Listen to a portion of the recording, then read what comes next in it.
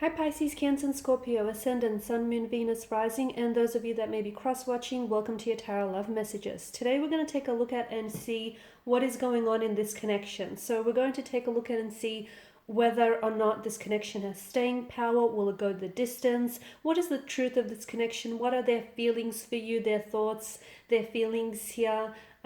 Exactly what's going on, what is it that you need to know here. There is going to be a part 2 to this reading, which is going to be made available via the extension link below, and part 2 is going to explore the messages in a lot more detail here.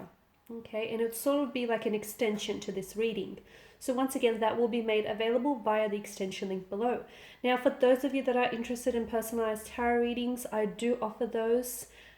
Please feel free to reach out and inquire. I will list my email address just below the video here where the show more section is. Otherwise, with all of that being said, let's go ahead, give the cards a shuffle, and let's see exactly what is going on in your connection here.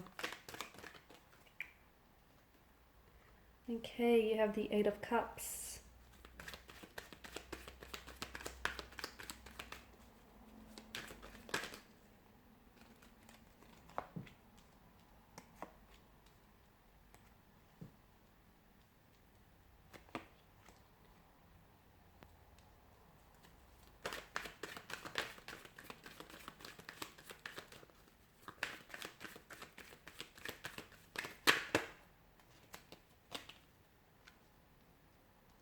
Wow, so it appears like there is a lot that's going on, so much so that it can seem very confusing and it can be really hard for you to sort of sort out through these feelings and through exactly what is it that's happening in this connection, and where, more importantly, where is this all going here. Now you do have the moon, and it's made an appearance in your reading twice here, which I believe is no coincidence.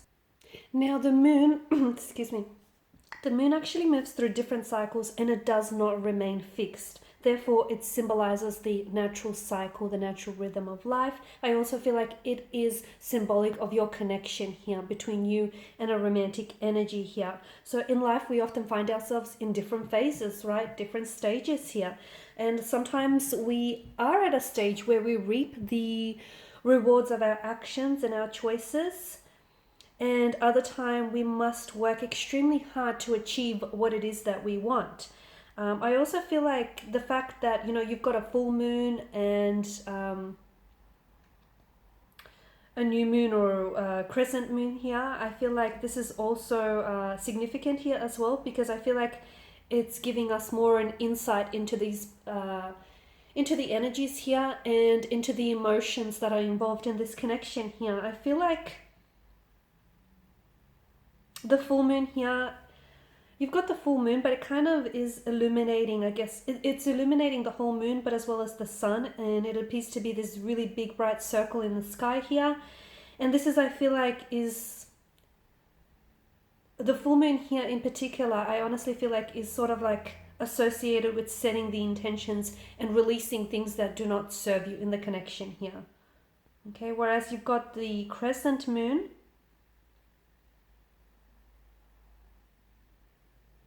I feel like this is often associated with either new beginnings here, or basically the other message that I'm getting is only half of what you're seeing, only half of what is being, half of what you're seeing is only being illuminated to you. What does that mean? That means that there are certain things that you're being kept in the dark about, or there are certain things about this connection that are not being revealed to you. Okay, so the Eight of Cups is obviously a card of walking away. It is a card that often signifies loss, rejection, pain, abandonment. It can actually signify that, your romantic energy here is maybe walking away from the connection or distancing themselves, whether emotionally or physically pulling themselves away. But of course, it could also represent that someone here in this connection does have abandonment or rejection issues, okay? So they have a hard time. They may have a very anxious attachment style. They may have suffered a lot of rejection and abandonment in their earlier childhood or adulthood life here.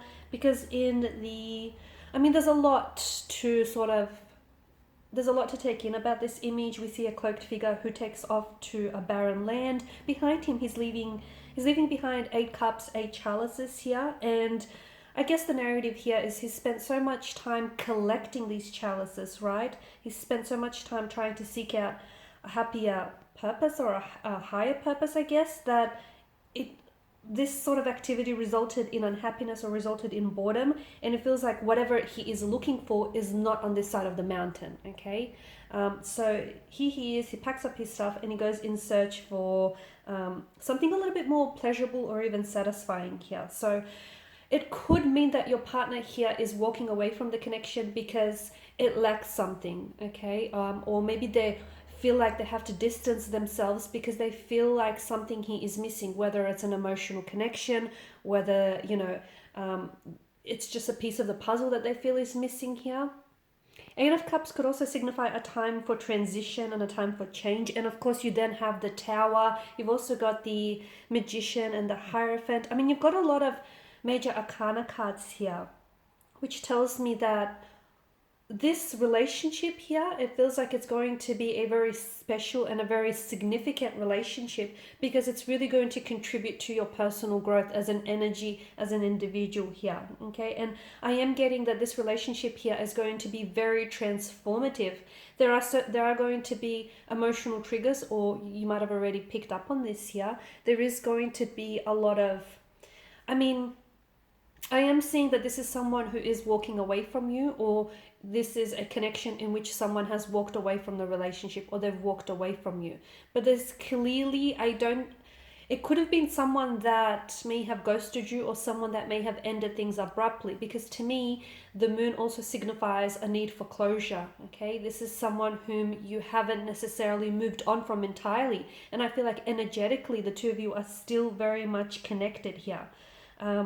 Perhaps, to me, I feel like someone here has walked away or is distancing themselves, and this is in an effort to transform themselves. Okay, sometimes, just like a caterpillar has to die before transforming into this big, beautiful butterfly, we all need to transform ourselves in our lives from time to time. Not doing so means that we're stagnated here and we're not growing here, right?